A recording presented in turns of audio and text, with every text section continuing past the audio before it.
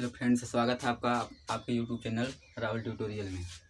तो चलिए दोस्तों, हम आज भारतीय संविधान के जो मौलिक अधिकार पढ़ रहे थे उसके लास्ट वीडियो को पढ़ते हैं। ठीक है, यानी मौलिक अधिकार हम लगातार 3 दिनों से पढ़ रहे थे। 3 वीडियो में हमने मौलिक अधिकार को देखा था।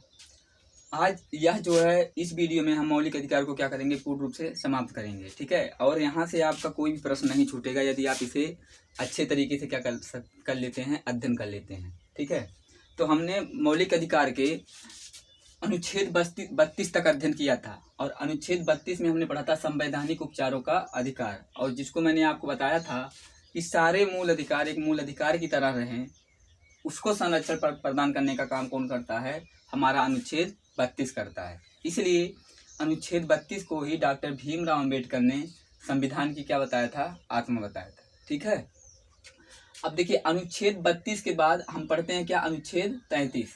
देखिए सबसे पहले क्या है, यह मूल अधिकार की श्रेणी में आता है, लेकिन इसे मूल अधिकार हम नहीं कह सकते हैं। ठीक है, क्योंकि यह मूल अधिकार को छीनने या अतिरिक्त मूल अधिकार को देने की बात करता है। अनुच्छेद 33, 34 और 35 जो क्या है, यह मूल अधिकार को छीनता है और मूल अधिकार को एक्स्ट्रा देने का काम करता है।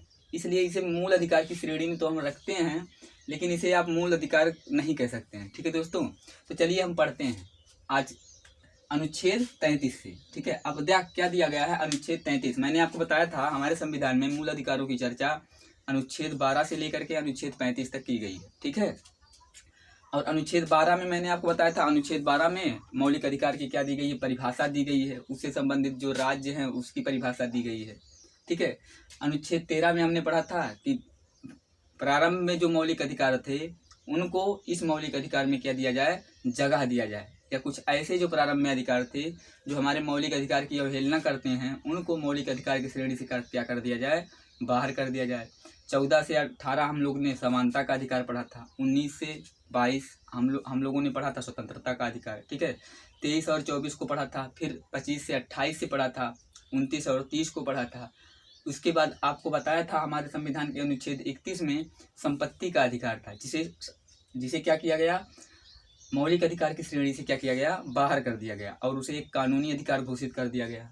फिर अनुच्छेद 32 का अध्ययन कल हम लोगों ने किया था। अनुच्छेद 32 के तहत हमारा जो सुप्रीम कोर्ट और हाई कोर्ट है वह 5 प्रकार के क्या कर सकते हैं, रीट जारी कर सकते हैं। यह भी हमने पढ़ा था। ठीक है, जिसमें हमने आपको बताया था बंदी प्रत्यक्षीकरण है, परमादेश है, ठीक है, उत्प्रेषण है, प्रतिषेध है, उसके बाद अधिकार परीक्षा लेख है।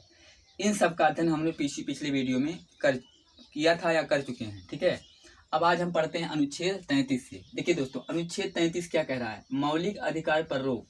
देखिए दोस्तों, मैंने आपको बताया अनुच्छेद 33 से लेकर 35 तक मौलिक अधिकार की श्रेणी में आता है, लेकिन यह मौलिक अधिकार हम नहीं कह सकते हैं। क्यों? क्योंकि यह मौलिक अधिकार को छीनने और उससे संबंधित अधिकार देने का कार्य करता है।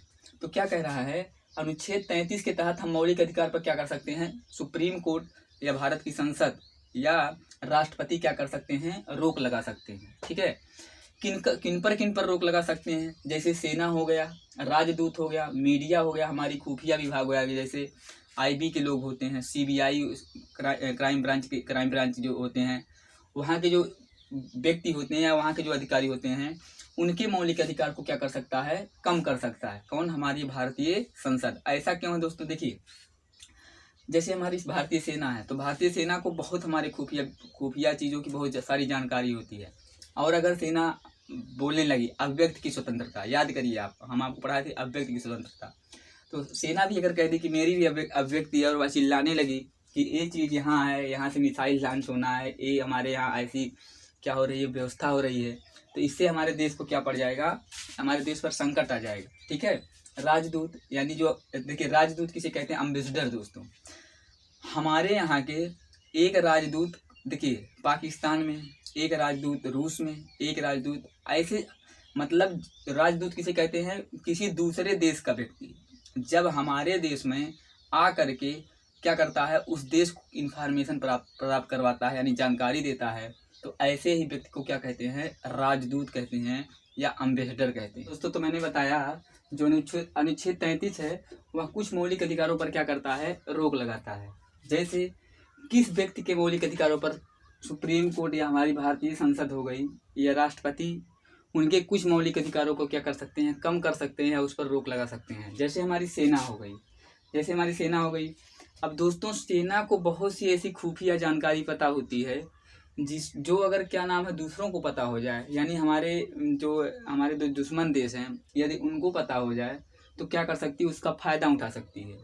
अब अगर यदि सेना यह कह दे, मतलब कोई भी सीक्रेट जानकारी जो है वह कहने लगे कि यह मुझे अभिव्यक्ति की स्वतंत्रता है और मैं उसे बकूँगा या बोलूँगा, तो इससे हमारे देश को क्या हो सकता है, नुकसान हो सकता है। यानी हमारे देश पर जो दुश्मन देश है उसके आक्रमण की संभावना बहुत ही क्या हो जाएगी, बढ़ जाएगी।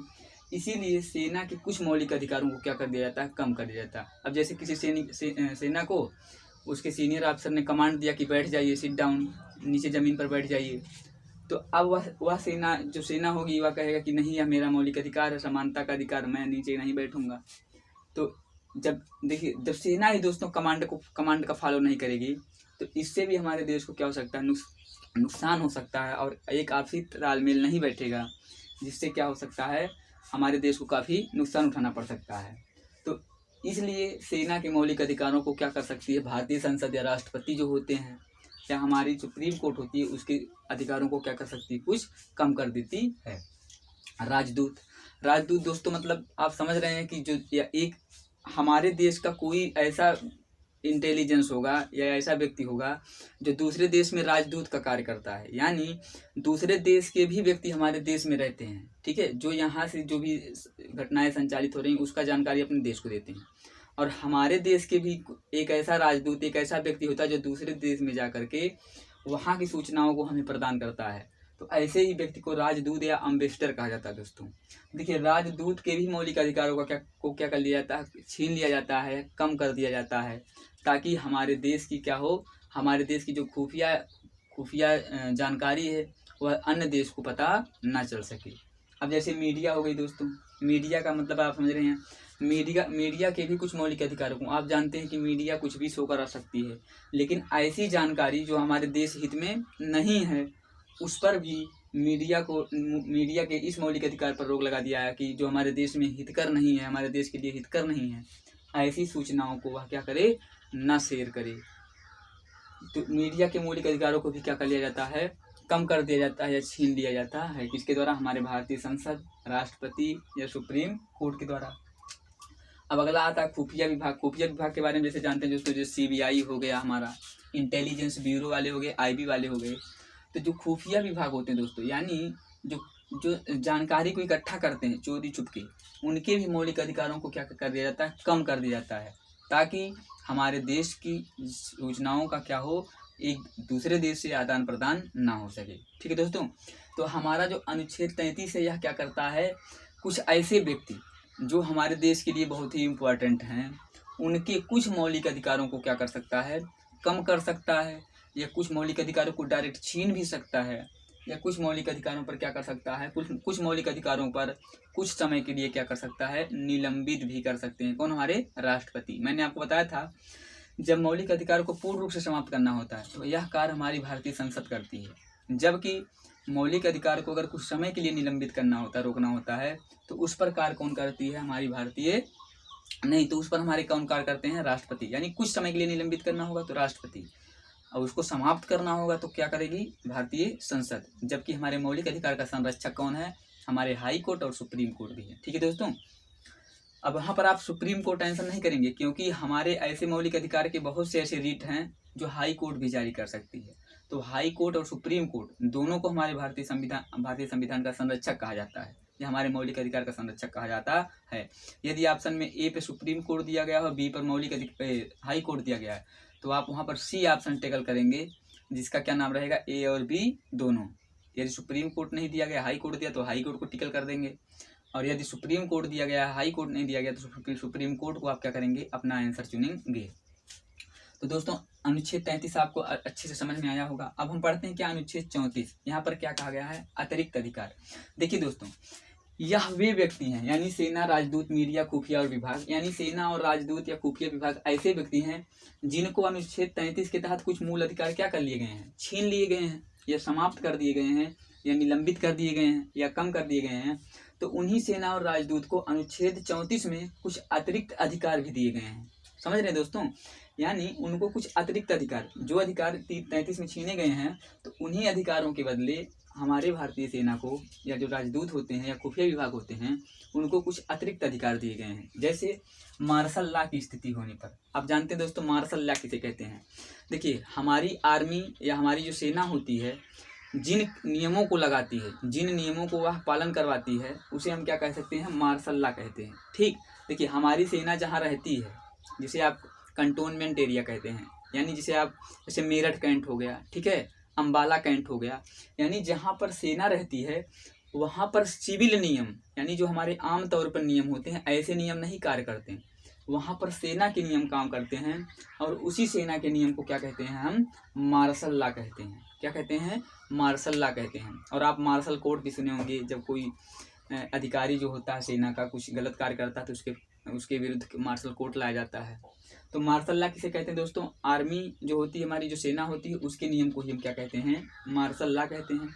मार्शल लॉ जिस एरिया में दोस्तों हमारी सेनाएं रहेंगी उसमें उसका नियम चलेगा। अगर वह आवागमन प्रतिबंधित कर देती है तो वहाँ पर आवागमन नहीं हो सकता, या कोई ऐसा नियम लगाती है तो उसके तहत ही आपको चलना होगा। यानी वहाँ पर आपकी कोई भी मौलिक अधिकार कार्य नहीं करेंगे, सिर्फ 20 और 21 को छोड़कर। ठीक है दोस्तों, यानी अगर मार्शल लॉ की स्थिति है जो हमारी सेना के द्वारा लगाया जाता है, वहाँ पर सेना के अनुसार नियम संचालित होते हैं, वहाँ पर आम आदमियों के मौलिक अधिकार को क्या कर दिया जाता है, कम कर दिया जाता है। ठीक है दोस्तों, तो 33 में देख लें, 33 में हमने क्या देखा, सेना, राजदूत, मीडिया, खुफिया जो विभाग हैं उनके मौलिक अधिकारों को जहाँ छीन लिया गया, उन्हीं मौलिक अधिकार को अनुच्छेद 34 में कुछ अतिरिक्त अधिकार दे दिया गया उन्हीं व्यक्तियों को।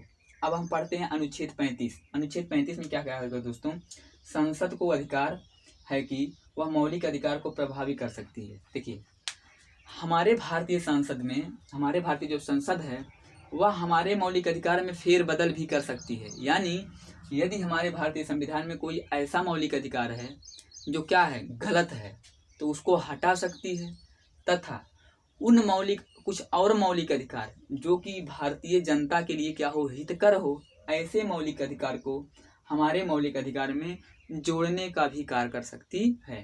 तो यह अधिकार भारतीय संसद को किस में दिया गया है, अनुच्छेद 35 में। मैंने क्या बताया दोस्तों, हमारे भारतीय संसद को यह अधिकार है कि वह क्या कर सकती है, ऐसे मूल अधिकारों को हमारे भारतीय संविधान से हटा सकती है जो भारतीय जनता के लिए हितकर नहीं है, तथा कुछ ऐसे मौलिक अधिकार को जोड़ भी सकती है हमारे मौलिक अधिकार में जो कि हमारे भारतीय जनता के लिए क्या हो, हितकर हो। ठीक है दोस्तों, तो आपने अनुच्छेद 33, 34 और 35 को देख लिया। ठीक है, देखिए अनुच्छेद 35 में मैंने आपको पढ़ाया था अनुच्छेद 21A शिक्षा का 6 से 14 वर्ष तक के बच्चों को अनिवार्य एवं निःशुल्क शिक्षा का अधिकार।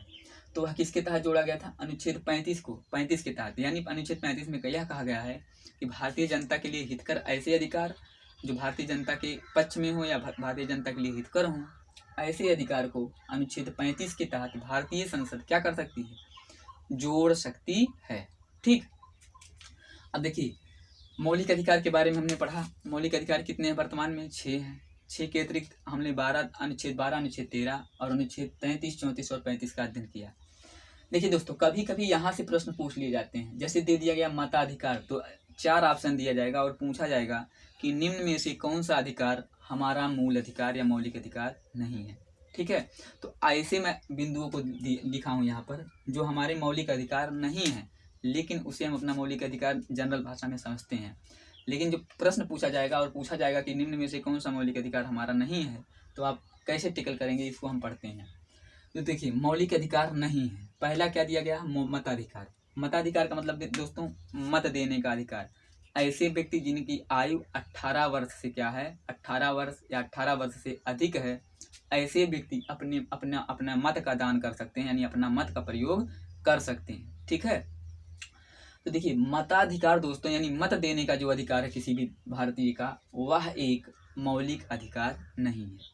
यह एक ऐसा अधिकार है, राजनीतिक अधिकार है। देखिए दोस्तों, अगर मत देने का अधिकार एक मौलिक अधिकार होता तो हमें किसी वोटर आईडी, किसी आधार कार्ड की आवश्यकता नहीं पड़ती। ठीक है, क्या आपको बोलने के लिए, अभिव्यक्ति करने के लिए किसी आधार कार्ड या वोटर कार्ड की आवश्यकता पड़ती है? नहीं दोस्तों। लेकिन मत देने के लिए दोस्तों आपका नाम, कहाँ होना चाहिए, मतदाता सूची में होना चाहिए। तथा जब आप वोट करने अपना मत देने जाएंगे तो आपको एक आधार कार्ड की आवश्यकता होती है, जो कि एक राजनीतिक फॉर्मेलिटी को क्या करती है, पूरी करती है। अगर आपके पास ऐसी व्यवस्थाएं नहीं है, यानी आपका सूची में नाम नहीं है, या आपके पास वोटर ID या आधार कार्ड या कोई पहचान पत्र नहीं है, तो आप मत देने के अधिकारी नहीं हैं। तब वहाँ आप यह नहीं कह सकते कि हम क्या हैं, मत देने का अधिकार हमारा मूल अधिकार है, क्योंकि मत देने का अधिकार दोस्तों एक मूल अधिकार है ही नहीं। यह एक ऐसा अधिकार है, राजनीतिक अधिकार है। ठीक है। संपूर्ण रोजगार मतलब दोस्तों कोई भी व्यक्ति उसको साल के 365 या 366 दिन रोजगार प्राप्त करना भी एक मौलिक अधिकार नहीं है। ठीक है। यानी यदि कोई व्यक्ति कह दे सरकार के सामने कि मुझे साल के 365 दिन चाहिए रोजगार, तो इसके तहत वह सुप्रीम कोर्ट में क्या कर सकता, अपील नहीं कर सकता है कि मुझे 365 दिन रोजगार चाहिए। क्यों नहीं कर सकता है? क्योंकि सुप्रीम कोर्ट जो है वह उसी पर अपनी रीट जारी करती है या उसी पर अपना कार्रवाई दिखाती है, जो कि क्या है, मौलिक अधिकार हैं। जबकि संपूर्ण रोजगार यानी किसी भी व्यक्ति को सभी दिन रोजगार प्राप्त करना भी हमारे संविधान में मौलिक अधिकार में नहीं रखा गया है। यानी हम कह सकते हैं जो संपूर्ण रोजगार की प्राप्ति है वह भी एक मौलिक अधिकार नहीं है। अब देखिए दोस्तों, आवास क्या है? किसी भी व्यक्ति को आवास प्राप्त करने के अधिकार भी क्या है, एक मौलिक अधिकार नहीं है। तो आप कहेंगे कि जो ये सब आवास दिए जाते हैं, जैसे इंदिरा आवास हो गए, जो आवास ग्रामीण क्षेत्रों में मिलते हैं या शहरी क्षेत्रों में मिलते हैं, प्रधानमंत्री आवास योजना, ठीक है, तो ये सब क्या है? तो देखिए दोस्तों, सुप्रीम कोर्ट ने अपने एक फैसले में कहा है कि सभी को आवास प्राप्त देने की बात जो है वह एक मूल अधिकार नहीं है, लेकिन सभी को आवास यानी सभी के सिर पर छत हो, इसको मैं मूल अधिकार की श्रेणी में ही मानता हूँ। दोस्तों फिर से सुनिए, सभी को आवास की प्राप्ति हो यह एक मूल अधिकार नहीं है, लेकिन भारतीय सुप्रीम कोर्ट ने अपने आदेश में यह कहा कि सभी के सर पर छत हो या सभी को आवास प्राप्त हो, यह इसको मैं मौलिक अधिकार की श्रेणी में मानता हूँ। ठीक है। यानी है मौलिक अधिकार नहीं है, लेकिन सुप्रीम कोर्ट ने कहा है कि यह मौलिक अधिकार के समान ही है। तो अगर आपसे पूछ लिया जाए कि क्या सभी को आवास प्राप्त करने की जो सुविधा है वह एक मौलिक अधिकार है कि नहीं है, तो आप कहेंगे बिल्कुल भी नहीं है, क्योंकि सुप्रीम कोर्ट ने यह कह दिया है कि सबको आवास प्राप्त हो, इसको मैं मौलिक अधिकार की तरह ही मानता हूँ। इसके तहत ही हमें देखिए प्रधानमंत्री कौशल के तहत क्या दिया जाते हैं, आवास प्रदान किए जाते हैं, या इंदिरा गांधी आवास योजना चल रही थी उसके तहत हमें आवास प्राप्त होते थे। तो यह मौलिक अधिकार नहीं दोस्तों, लेकिन सुप्रीम कोर्ट के अनुसार मौलिक अधिकार के समान ही है। इसीलिए ग्रामीणों को या शहरी क्षेत्रों में क्या दिए जाते हैं, आवास की व्यवस्था की जाती है। चक्का जाम, या दोस्तों इसे कह सकते हैं आप आंदोलन। क्या कह सकते हैं, आंदोलन। देखिए, आपको धार्मिक स्वतंत्रता प्राप्त है, आपको एक जगह से दूसरे जगह पर बसने की स्वतंत्रता प्राप्त है, आप कहीं पर जाकर क्या कर सकते हैं, अपनी बात रख सकते हैं, इसकी स्वतंत्रता प्राप्त है।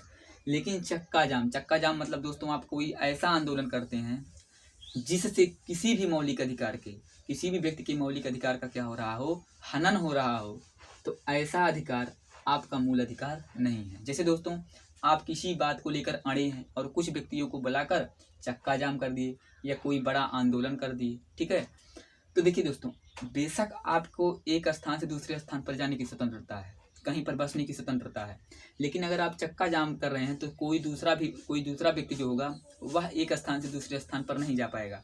यानी आपके मूल अधिकार के कारण ही दूसरे का मूल अधिकार क्या हो रहा है, प्रभावित हो रहा है, अवहेलना हो रही है उसकी। इसलिए आपका मूल अधिकार एक मूल अधिकार की श्रेणी में नहीं रखा जाएगा। ठीक है दोस्तों, तो आपने पढ़ा कौन कौन से अधिकार ऐसे हैं जो मूल अधिकार नहीं है लेकिन उसका प्रयोग हम करते हैं। तो आपने पढ़ा मताधिकार, संपूर्ण रोजगार, आवास, चक्का जाम और आंदोलन, ऐसे अधिकार हैं जो मूल अधिकार की श्रेणी में नहीं आते हैं। अब देखिए दोस्तों, हमारे भारतीय संविधान में कुछ ऐसे मूल अधिकार दिए गए हैं जो कि सिर्फ और सिर्फ किसे प्राप्त हैं, भारतीयों को प्राप्त हैं। यानी देखिए, हमारे देश में विदेशी भी आकर के निवास कर रहे हैं, ठीक है, तो कुछ ऐसे मूल अधिकार हैं जो उन विदेशियों को नहीं प्रदत्त हैं, बल्कि केवल किसे प्रदत्त हैं, भारतीय जनता को ही प्रदत्त हैं। यानी तो देखिए कभी कभी यह पूछ लिया जाता है, आपसे अनुच्छेद दे दिया जाएगा दोस्तों, या आपको अधिकार, मौलिक अधिकार दे दिए जाएंगे और पूछा जाएगा निम्न में से कौन सा अधिकार ऐसा है जो कि एक केवल और केवल भारतीयों को प्राप्त है, किसी विदेशी को प्राप्त नहीं है। तब वहाँ पर ऑप्शन आप जब आपको याद होगा तभी आप क्या कर सकते हैं, आप अपना आंसर दे सकते हैं। तो देखिए दोस्तों, अब देखिए हम यहाँ पर सिर्फ अनुच्छेद बता दे रहे हैं कि कौन कौन से अनुच्छेद ऐसे हैं जिसमें लिखे मौलिक अधिकार सिर्फ किसको प्राप्त हैं, भारतीय को प्राप्त हैं। किसको प्राप्त हैं, सिर्फ भारतीय को, यानी ऐसे अधिकार जो विदेशियों को प्राप्त नहीं है। प्रश्न आपसे फिर बदल कर भी कर सकता है, यह पूछ लेगा कि कौन सा अधिकार केवल भारतीयों को प्राप्त है, या यह पूछ लेगा निम्न में से कौन सा अधिकार विदेशियों को प्राप्त नहीं है। तो अगर आप विधिवत पढ़े होंगे तभी आप उसका आंसर दे सकते हैं। तो देखिए अनुच्छेद 15 दोस्तों याद करिए, अनुच्छेद 15 को हमने पढ़ा था समानता के अधिकार में। अब अनुच्छेद 15 में आपने क्या पढ़ा था समानता के अधिकार में, आप उसको याद करेंगे, क्योंकि अगर हम फिर बताएंगे तो वीडियो लंबा होगा। अनुच्छेद 16 दोस्तों, अनुच्छेद 16 को भी हमने पढ़ा था किसमें, समानता के अधिकार में। अब देखिए अनुच्छेद 29 को हमने कहाँ पढ़ा था, अनुच्छेद 29 को पढ़ा था किसमें, याद करिए 14 से 18 समानता का अधिकार, 19 से 22 कौन सा अधिकार, स्वतंत्रता का अधिकार। देखिए 19 का कहाँ से पढ़ा था, 14 से 18, 19 से 22 पढ़ा था हमने स्वतंत्रता के अधिकार में। ठीक है, फिर 29 और 30 में दोस्तों को पढ़ा था हमने कहाँ से पढ़ा था, संस्कृति एवं शिक्षा का अधिकार। ठीक है, वहाँ पर पढ़ा था। तो यह देखिए दोस्तों, इसको आप याद करेंगे, अनुच्छेद 15 के बाद 16, 16 के बाद 19, 29 और 30, ये 5 ऐसे अनुच्छेद हैं जिसमें लिखित मौलिक अधिकार, जिसमें लिखित जो मौलिक अधिकार के प्रावधान हैं वह केवल और केवल भारतीय मूल के निवासियों को ही प्रदान किए गए हैं। अर्थात यह ऐसे मूल अधिकार हैं जो भारत में निवास करने वाले विदेशियों को प्रदत्त नहीं है। ठीक है दोस्तों, अब देखिए दोस्तों, इसके अलावा यह केवल किसे प्राप्त है, भारतीय मूल को प्राप्त है, यानी भारतीय जनता को ही सिर्फ प्राप्त है। अब कुछ ऐसे अनुच्छेद हैं जो भारतीय जनता के साथ साथ उनको भी प्राप्त है जो विदेशों से आकर के भारत में क्या कर रहे हैं, निवास कर रहे हैं। ठीक है, तो उसको भी आपको याद करना पड़ेगा। देखिए यहाँ पर आपने 15 ले लिया, तो 15 के पहले आप क्या लेंगे, 14 लेंगे। क्या लेंगे, 14 लेंगे। 19 लिया है तो 19 के बाद आप क्या लेंगे, 20 लेंगे।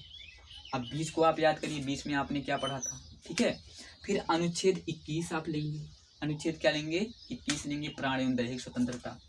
21A में शिक्षा संबंधी अधिकार मैंने आपको बताया था, इसे बाद में जोड़ा गया भारतीय संविधान में। 23 और 24 लेंगे। 23 और 24 को भी आपने पढ़ा था। क्या पढ़ा था आपने 23 और 24 में आपने पढ़ा था शोषण के विरुद्ध अधिकार। ठीक, 25 और 28, 25 से लेकर के 28, यानी अनुच्छेद 14, अनुच्छेद 20, अनुच्छेद 21, 21A, 23 और 24 और 25 से लेकर 28 तक ऐसे अनुच्छेद हैं जिसमें लिखित मूल अधिकार भारतीय जनता के साथ साथ विदेशियों को भी प्राप्त है। ठीक है दोस्तों, तो देखिए सबसे पहले आप यह अनुच्छेद याद करेंगे, कौन कौन से, 15, 16, 19, 29 और 30 ऐसे अनुच्छेद हैं या ऐसे मूल अधिकार हैं जो केवल और केवल भारतीय मूल को प्राप्त हैं। अनुच्छेद के साथ साथ दोस्तों उसमें लिखित प्रावधान भी आप याद कर लेंगे कि कौन कौन से ऐसे प्रावधान हैं जो क्या है, सिर्फ और सिर्फ भारतीय मूल की जनता को ही प्राप्त है।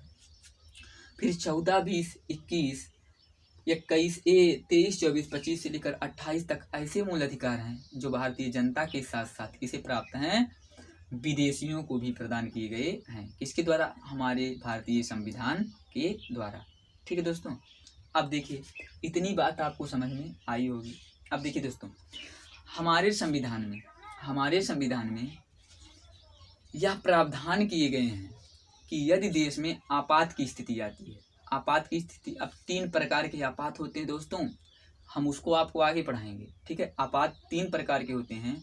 ठीक है, देखिए हमारे देश में यह प्रावधान किए गए हैं कि आपात की स्थिति में केवल, देखिए जब हमारे देश में आपातकाल की स्थिति होती है, अब आपातकाल की स्थिति भारतीय संविधान में कहाँ से लाया गया, जर्मनी से। ठीक है, मैंने आपको बताया था जम गई मनी, और जब किसी देश की मनी जम जाएगी तो वहाँ पर क्या आ जाएगी, आपात की स्थिति आ जाएगी। देखिए, आपातकाल की स्थिति में सारे मूल अधिकार क्या हो जाते हैं, हमारे निलंबित हो जाते हैं। मूल अधिकार के निलंबन का कार्य कौन करता है, भारत के राष्ट्रपति। तो जब हमारे देश में आपातकाल की स्थिति होती है तो सारे मूल अधिकार, हमारे जितने हमने मूल अधिकार पढ़ा, ये क्या हो जाते हैं, निलंबित हो जाते हैं, यानी रोक दिए जाते हैं कुछ समय के लिए। केवल दो मूल अधिकार हैं, कौन कौन, 20 और अनुच्छेद 21। यानी अनुच्छेद 20 में और अनुच्छेद 21 में वर्णित मूल अधिकार ही एक ऐसे अधिकार हैं जो आपातकाल की स्थिति में भी क्या होते हैं, निलंबित या समाप्त नहीं किए जा सकते हैं। अनुच्छेद 20 को आप याद करेंगे, क्या है अनुच्छेद 20 में, और अनुच्छेद 21 में करेंगे आप क्या है। देखिए, प्राण एवं दैहिक स्वतंत्रता अनुच्छेद 21 में दिया गया है, फिर ऐसे अनुच्छेद 20 में भी ऐसे। देखिए, जब तक आप अपने से इसको नहीं पढ़ेंगे, आपको मैं कितनी भी बार रिपीट करवाऊंगा, आपको याद नहीं होगा। आप एक कलम लीजिए, एक पेन लीजिए, जो मूल अधिकार आपको नहीं याद हो रहे हैं, जिससे संबंधित अनुच्छेद आपको नहीं याद हो रहे हैं, उसको 2 से 3 बार लिखिए, श्योर ही आपको वह याद हो जाएंगे।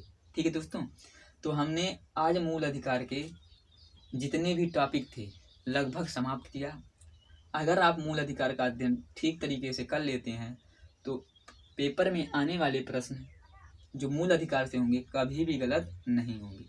देखिए दोस्तों, यह प्रश्न कई बार पूछा गया है कि आपातकाल की स्थिति में भी कौन से ऐसे अधिकार हैं जो निलंबित या समाप्त नहीं किए जा सकते। तब आप क्या बताएंगे, अनुच्छेद 20 और अनुच्छेद 21। ठीक है दोस्तों, अब देखिए, भारतीय संविधान में कल से हम एक नया टॉपिक प्रारंभ करेंगे, ठीक है, और उसको भी ऐसे ही हम पढ़ेंगे। ठीक है दोस्तों, धन्यवाद।